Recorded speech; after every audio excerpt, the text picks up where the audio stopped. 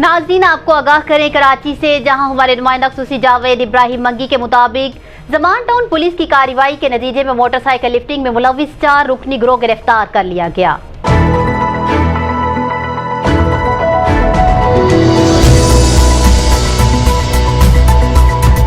आपको बताएं कि मुलजिमान लांडी कोरंगी समेत कराची के मुख्तलिफ इलाकों से मोटरसाइकिल चोरी की वारदातें करते थे, जबकि मुलजिमान में बरकत, फरूख, मोइज और जफर शामिल हैं। मुलजिमान के कब्जे से मुख्तलिफ इलाकों से चोरी की गई 6 मोटरसाइकिलें बरामद कर ली गई और मुलजिमान की निशानदही पर मुख्तलिफ जगहों से दीगर मोटरसाइकिल्स के पार्ट्स भी बरामद कर लिए गए।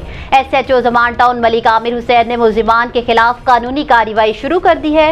मुलजिमान को मजीद कार्रवाई के लिए एंटी व्हीकल लिफ्टिंग सेल के हवाले कर दिया गया है। न्यूज़ स्टूडियो से फिल वक्त इतना ही। मज़ीद तफसीलात और अपडेट्स के लिए देखते रहिए BBC 11 हेडलाइंस न्यूज़।